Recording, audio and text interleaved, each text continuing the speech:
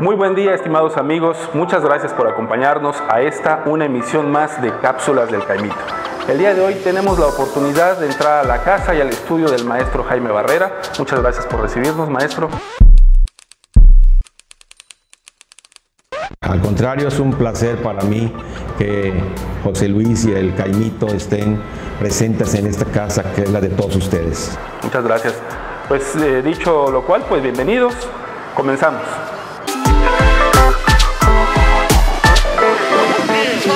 Let's go.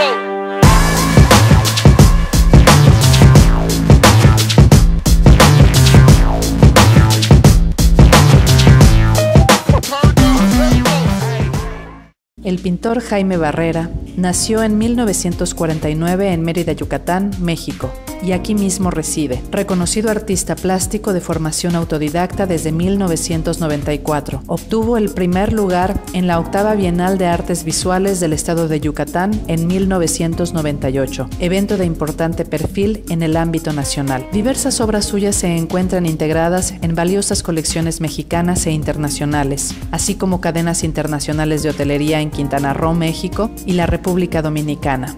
Ha expuesto su obra en más de 50 ocasiones, individualmente y en muestras colectivas en varios estados de la República Mexicana y el extranjero. Jaime Barrera fue seleccionado e invitado a exponer su obra en la Florence Biennale 2009 de Italia y en la Galería Broadway del Soho de Nueva York en 2010. De igual modo, participó en la exposición internacional Effetto Biennale Mérida 2012, Celebrating the Equinox en Mérida, Yucatán. Fue integrante de la Galería 5+1, en cuyo seno participó en sendas muestras en las ciudades de Mérida, Chetumal, Belice y Campeche.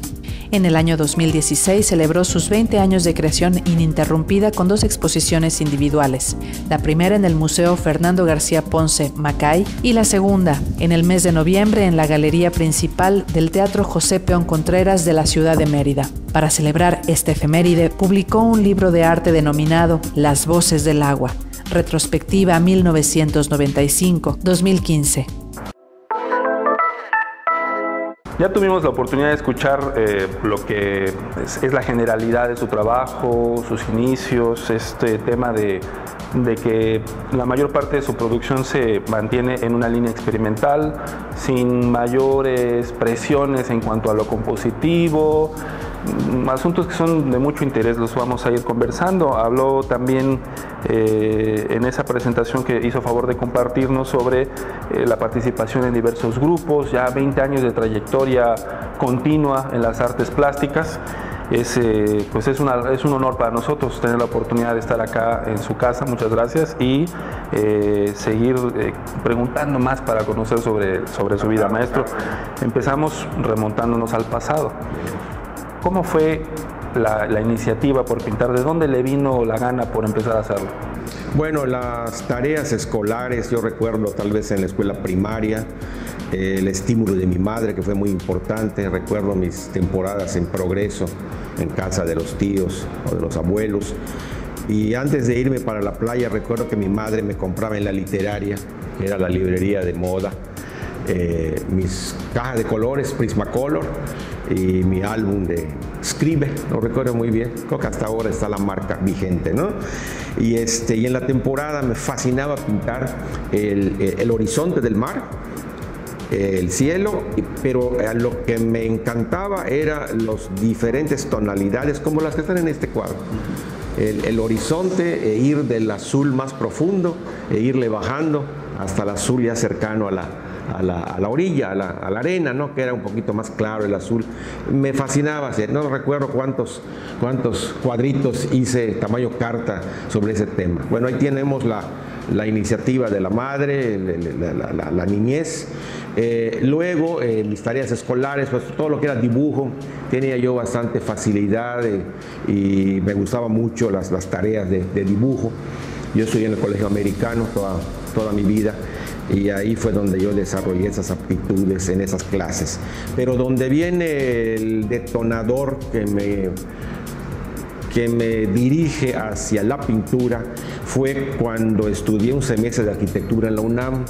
Llevaba yo la materia de acuarela Ya ven que los arquitectos, bueno, ahora lo hace la computadora, pero en aquel entonces, por ejemplo, las perspectivas de los edificios o casas a construir, los arquitectos hacían a mano los bosquejos y las perspectivas. Entonces se llevaba la materia que se llama acuarela. Hoy debe ser una materia de cómputo, por supuesto. Entonces yo me habilité con la acuarela, el manejo que se dice que es muy difícil porque es un manejo de agua y tú tienes que lograr todo en minutos, porque una vez que se seca ya no hay que hacerle nada. Entonces aprendí ese manejo y ya luego no continué estudiando arquitectura, regresé a Yucatán, estudié la carrera de ingeniero civil y ahí, bueno, pues siempre, aunque llevaba yo materias muy técnicas, siempre me enfoqué mucho por el lado de lo que es la representación gráfica de las construcciones. Y ahí siempre yo con los Prismacolor y los plumones y el papel cascarón, haciendo proyectos y trabajos. Y ahí es donde vemos el inicio, ¿no? Ahora, ¿en qué momento me convierto pintor? Muy buena tu pregunta. Me convierto pintor cuando ya me salgo del ámbito de la construcción, de la ingeniería, y el rector de aquel entonces me ofrece un puesto de director de cultura en la UADY. Estamos hablando del año 1984, más o menos, y me encargo de las tareas culturales, que estuve a cargo durante 16 años, tanto en la gestión de Álvaro Mimensa como de Carlos Pasos, estuve 16 años, y ya en la gestión de Carlos Pasos, aproximadamente en el año 1994, en ese año, entre mis tareas administrativas estaba de establecer el Centro Cultural Universitario. Hicimos una galería en la planta baja del edificio central y recuerdo que comencé a invitar a los pintores de aquella época, los más relevantes. Estuvo Gabriel Ramírez, estuvo José Luis Loría, estuvo González, estuvo algunas piezas de Rómulo Rosso, recuerdo a varios, Alberto Ursáiz, y yo me encargaba tanto de dirigir el área, pero también iba yo a los talleres de estos artistas, pues para tomar las fotos, para hacer la invitación, el pequeño catálogo, y ahí fue donde cuando vi qué hacían y cómo lo hacían, ese fue el momento culminante en mi vida, cuando digo, yo tengo que intentar hacer esto. Intentar hacerlo, y ese fue el comienzo. Ahí está el principio, más o menos el año 94. Excelente anécdota esta, porque finalmente la vida lo puso en el lugar preciso para poder admirar, disfrutar, integrar todo lo que estos artistas estaban haciendo. Y supongo que de alguna manera debieron ser una influencia no solo para tomar la decisión de dedicarse a esto, sino tal vez algo en el estilo, puede ser que se haya quedado allá. Por supuesto, por ejemplo, lo digo sin ningún problema, yo siempre he admirado la pintura de mi amigo Alberto Ursáiz, y él ya llevaba años ya pintando, y yo me acerqué a él por las preguntas, porque yo soy autodidacta, yo no estudié artes plásticas ni pintura, yo me he desarrollado solito. Entonces las preguntas, ¿no? Oye, ¿cómo haces eso? ¿Dónde encargas los bastidores? ¿Cómo le haces con las telas y tus texturas? ¿Cómo las preparas? Y los colores, y lo recuerdo muy bien, me decía él, no te preocupes de los colores, yo compro los más baratos, se llaman Comex. Compraba los colores básicos y yo decía, ¿cómo? Si solamente tienes el amarillo, el azul, el rojo, el negro y el blanco, con eso es todo. Con eso es todo, porque haciendo ya las mezclas voy a lograr los matices. Claro, eso obliga a tener más dominio sobre la técnica realmente. Entonces comienzo a ensayar, ahí voy a mostrar, allá ahorita va a aparecer una foto de mi primer cuadro.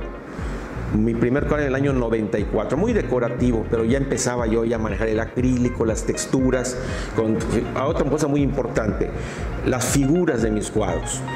Recordemos que yo estudié ingeniería civil, entonces yo traía muy adentro la figura del círculo, el cuadrado, el rectángulo, ¿sí? Entonces, bueno, aquí todavía, este es un cuadro del 2018, y miren, aquí está el rectángulo, aquí hay una especie de semicírculo, aquí hay otro rectángulo, siempre está presente en mi obra las figuras geométricas. Entonces yo comencé con los triangulitos, comencé siendo muy repetitivo, ya me vuelvo un poquito infantil, así comencé, ¿no?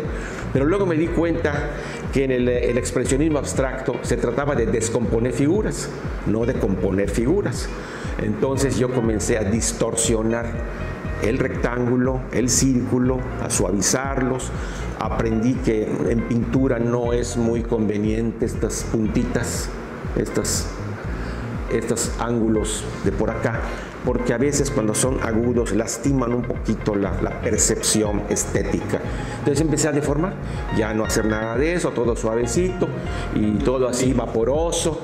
Una de mis exposiciones recientes se llaman los vapores de Jaime Barrera, ¿no? Que son obras vaporosas como algo de lo que vemos aquí, ¿no? Pero sí, mi tendencia siempre ha sido intentar llenar mi espacio con figuras. Es una tendencia natural. Mi esposa, que es mi principal crítica, sube al taller, ve y me dice ella, es que estás buscando el espacio que te quedó para ponerle cosas, ponerle garabatos, ponerle figuritas, no lo llenes, deja que respire, deja que esté libre, ¿no? Entonces he ido aprendiendo en el camino muchas cosas, todavía me falta mucho más por aprender, eso espero. Así es, maestro. Ahora que estabas platicando este proceso, no pude evitar pensar en Manuel Felgueres, que seguro lo has de conocer. El maestro Felgueres, cuando recién lo conocí, todavía estaba en la época en la que hacía las cosas así con una limpieza, los rectángulos, los círculos, pura geometría impecable. Perfecta, impecable. Cuando empezó a romper esa geometría, siento que es un proceso muy semejante a este, ¿no? En donde, a ver, vamos a liberarnos, vamos a quitarnos de esa pulcritud y empezar a dejar que la mancha se exprese por sí misma. Y bueno, eso me lleva a la siguiente pregunta, porque en esta sinopsis que tuvimos oportunidad de leer, haces mucha referencia a que tú pintas cuando quieres pintar, no te preocupas demasiado. Ya te empecé a tutear, maestro, perdón. Por favor, por favor. Sí, conocemos hace muchos años, así es. Que te liberas, pues, en general, de la presión de la composición clásica y la sección áurea y todas estas cosas que se sabe que están allá, que se estudian incluso, pero a la larga soltarlas creo que es muy rico, y eso es lo que percibo en tu obra. Tú ya lo expresaste. ¿Cómo es ese proceso? ¿Qué estás pensando cuando haces las pinturas? Bueno, tengo una anécdota respecto a lo que acabas de comentar. Yo tuve la satisfacción de ser un gran amigo de Fernando Castro Pacheco, debido a un libro que le editó la UAD en el año 94. Nos hicimos muy amigos hasta hace poco, 5 años que sobrevino su fallecimiento. Yo iba al estudio de Fernando muchas veces y me llamaba mucho la atención ver, por ejemplo, todos los bosquejos que él tenía que hacer. Por ejemplo, cuando hizo los murales de Palacio, tenía pliegos y pliegos y pliegos a lápiz de estas secciones áureas y los puntos de fuga y la composición de las figuras que luego él iba a definir, ¿no? Entonces yo me preocupé porque le dije, oiga maestro, yo que estoy empezando en la pintura, pues él también me daba muchos consejos.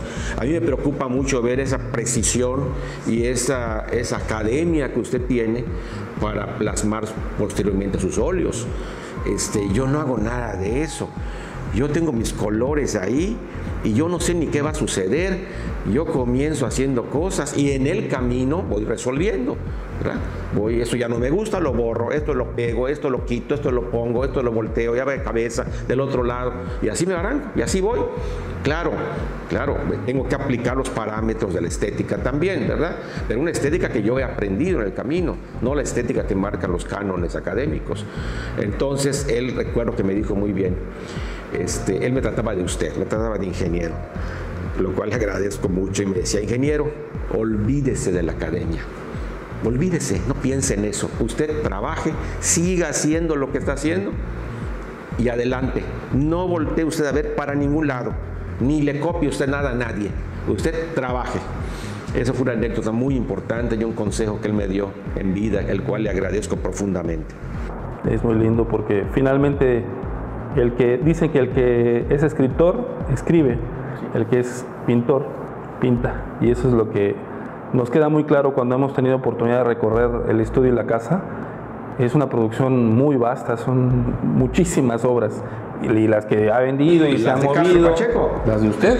Perdón, porque las de Castro son, yo tengo el dato, son 18,000 piezas.